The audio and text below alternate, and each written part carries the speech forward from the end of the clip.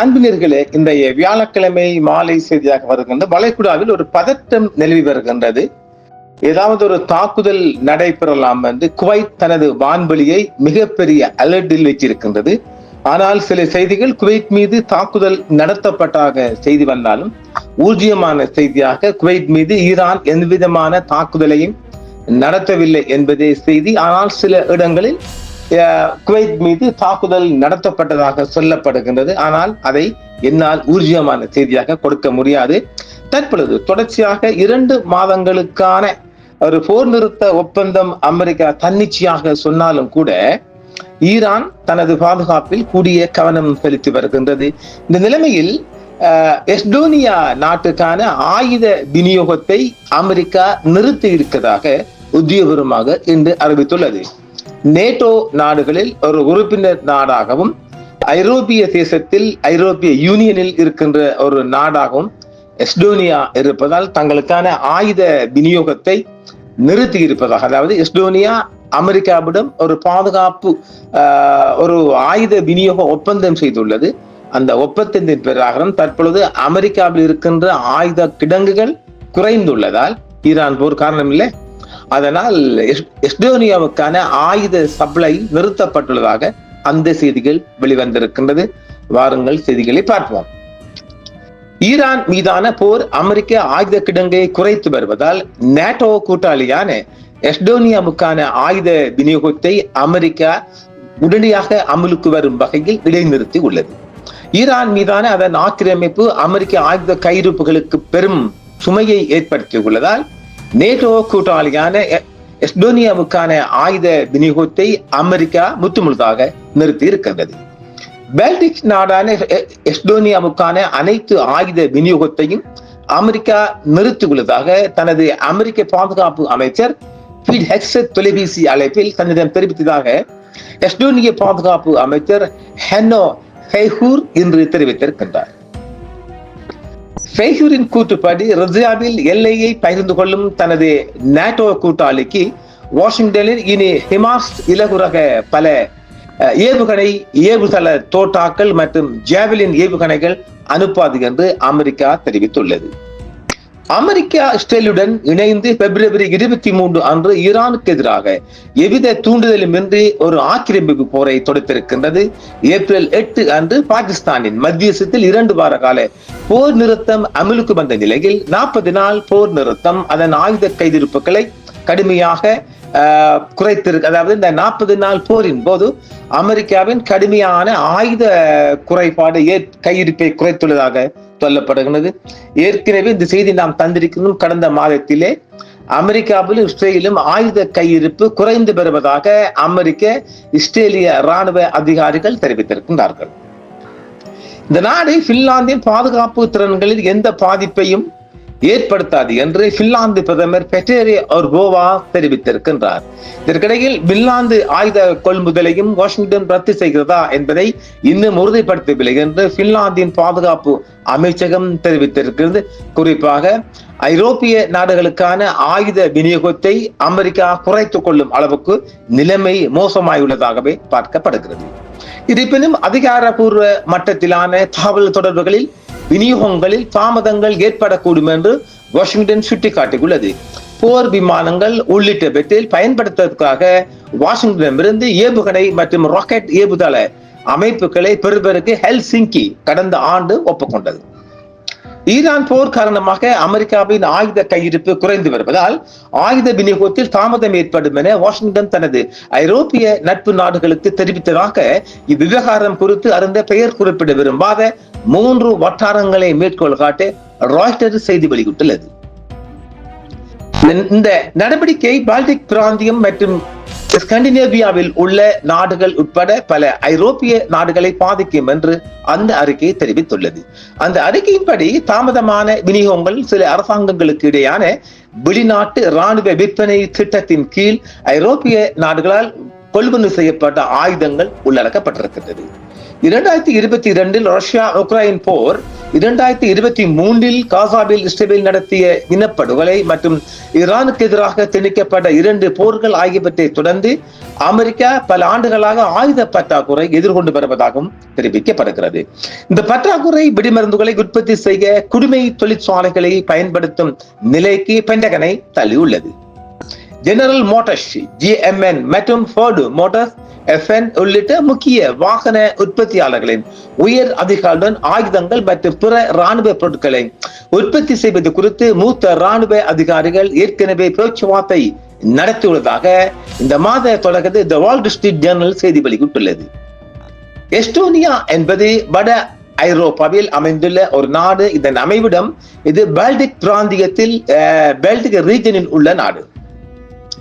வடக்கே பின்லாந்து வளைகுடாவும், மேற்கே பால்டிக் கடலையும், தெற்கே லாட்வியாவையும், கிழக்கே ரஷ்யாவையும் எல்லைகளாக கொண்ட நாடு.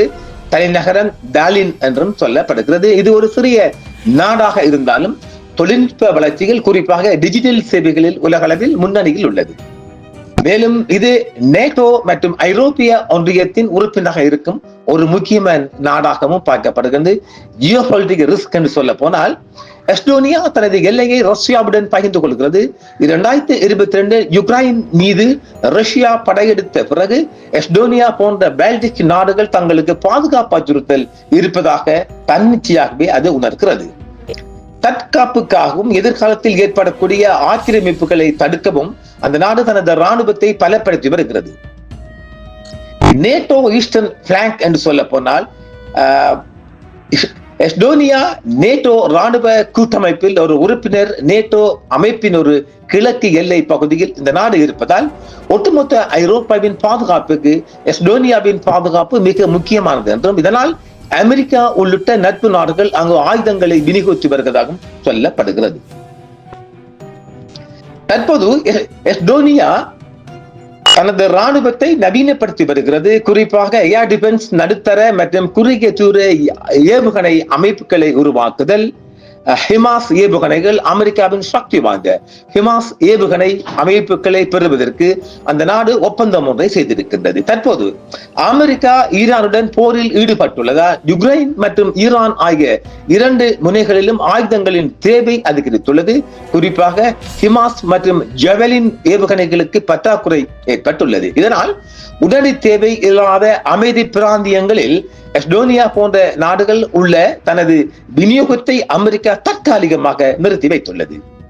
எஸ்டோனியா ரஷ்யாவிடமிருந்து தன்னை தற்காத்துக் கொள்ளவும் நேட்டோவின் ஒரு பகுதியாக தனது வலிமையை காட்டவும் இந்த ஆயுதங்களை சேகரித்து வருகிறது. ஆனால் அமெரிக்காவின் ஈரான் போர் காரணமாக இப்போது அந்த விநியோகம் தடைப்பட்டுள்ளது.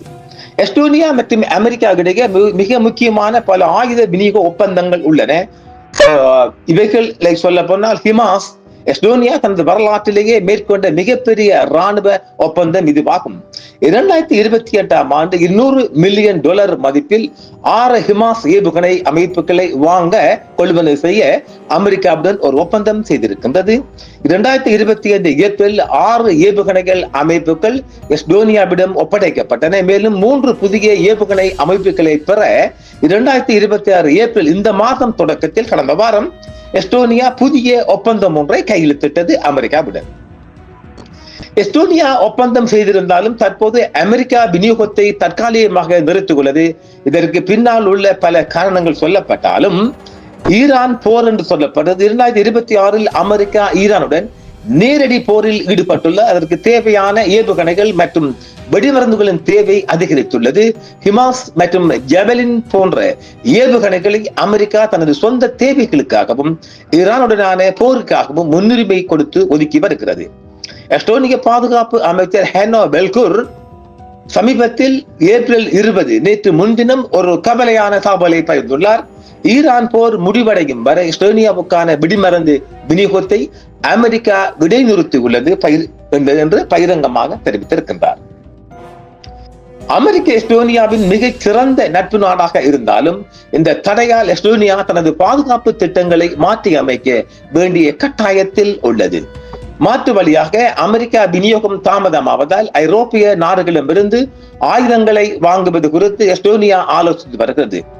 ரஷ்யாவின் அச்சுறுத்தல் காரணமாக எஸ்டோனியா தனது உள்நாட்டு மொத்த உற்பத்தியில் சுமார் 5.1% தொகையை இராணுவத்திற்காக செலவிட திட்டமிட்டுள்ளது.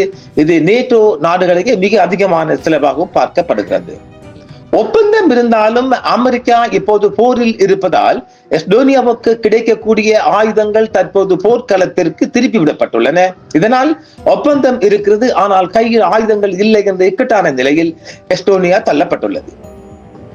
எஸ்டோனியா இந்த விவகாரத்தை நேட்டோ கூட்டத்தில் எழுப்ப வாய்ப்புள்ளதா என்பது குறித்து மேலும் தகவல்கள் தெரிவிப்பதானது, எஸ்டோனியா மற்றும் ரஷ்யாவுக்கு இடையே நீண்ட காலமாக கடுமையான அரசியல் மற்றும் இராணுவ முரண்பாடுகள் உள்ளன. குறிப்பாக 2022 யுக்ரைன் மீது ரஷ்யா படையெடுத்த பிறகு இந்த விரிசல் உச்சகட்டத்தை எட்டியுள்ளது. தற்போது இவர்களுக்கு இடையிலான முக்கிய முரண்பாடுகளாக எஸ்டோனியா ஒரு காலத்தில் சோவியத் யூனியனின் ஒரு பகுதியாக இருந்தது. யுக்ரைனை தொடர்ந்து ரஷ்யா தங்களையும் ஆக்கிரமிக்க கூடும் என்ற அச்சம் எஸ்டோனியாவுக்கு ஏற்பட்டிருக்கின்றது. எஸ்டோனியா நேட்டோவில் இணைந்ததை ரஷ்யா தனது பாதுகாப்புக்கு விடுக்கப்பட்ட சவாலாக கருதுகிறது. எல்லை மூடல், கடத்தல் மற்றும் பாதுகாப்பு காரணங்களை சுட்டிக்காட்டி 2026 பிப்ரவரி முதல் எஸ்டோனியா ரஷ்யா இடையிலான முக்கிய எல்லை சாவடிகளை இரவு நேரங்களில் எஸ்டோனியா மூடி வைத்துள்ளது. அதாவது லுஹாமா ஹைடுலா என்ற இரவு நேர 2 செக் பாயிண்டையும் ரஷ்ய உளவு அமைப்புகள் எஸ்டோனியாவுக்குள் ஊடுருவ முயல்வதாக எஸ்டோனிய உளவுத்துறை கபோ சமீபத்தில் இந்த மாதமே தெரிவித்துள்ளது, குற்றம் சாட்டியுள்ளது. யுக்ரைனுக்கு ராணுவ மற்றும் நிதி உதவிகளை வழங்குவது எஸ்டோனியா உலக அளவில் முன்னணியில் உள்ளது. இது ரஷ்யாவுக்கு பெரும் கோபத்தை ஏற்படுத்தியுள்ளது. அமெரிக்கா தற்போது ஈரானுடன் போரில் ஈடுபட்டுள்ளதால் எஸ்டோனியாவுக்கான ஆயுத விநியோகத்தை இடைநிறுத்தியுள்ளது. இந்த சூழலில் ரஷ்யா தனக்கு சாதகமாக பயன்படுத்திக் கொள்ளக்கூடும் என்றும் எஸ்டோனியா அஞ்சுகிறது. எஸ்டோனியாவுக்கும் ரஷ்யாவுக்கும் இடையே தற்போது நேரடி ராணுவ மோதல் இல்லை என்றாலும் ரஷ்யா தற்போது யுக்ரைன் போரில் பிஸியாக இருப்பதாலும் பொருளாதார ரீதியாக பலவீனமாக இருப்பதாலும் இப்போதைக்கு எங்கள் மீது தாக்குதல் நடத்த வாய்ப்பில்லை என்று எஸ்டோனிய வெளியுறவு அமைச்சர் மாகஸ் ஷகானா 3 நாட்களுக்கு முன்புதான் எச்சரித்தை விடுத்திருக்கின்றார். இவர்களுக்குள் பனிப்போர் போன்ற ஒரு சூழல் நிலவி வருகிறது. நேரடி தாக்குதல்கள் இல்லாவிட்டாலும் எஸ்டோனியா எப்போதும் ரஷ்யாவை ஒரு எதிரி நாடாகவே பார்த்து வருவதால் அமெரிக்கா ஆயுத விநியோகத்தை இடைநிறுத்தி அடுத்து அந்த நாடு ஒரு பெரும் பாதுகாப்பு சிக்கலாக மாறி இருப்பதாகவே பார்க்கலாம். எதிர்வரும் காலங்களில் எஸ்டோனியா மீது ஏதாவது தாக்குதல் நடக்குமா என்பதையும் நாம் அவதானிக்க வேண்டியிருக்கின்றது. பார்ப்போம் மற்றும் ஒரு காணொளியில். என்றும் உங்களுடன் சன்ரைஸ் இந்தியா டிவி சப்ஸ்கிரைப் பண்ணுங்கள், பெல் பட்டனையும் கிளிக் செய்யுங்கள். உங்கள் ஆதரவே எங்கள் சேவை. ஆதரவு தாருங்கள், அரவணைப்போம். மறக்காம சர்ப்ரைஸ் பண்ணுங்க. தேங்க்யூ.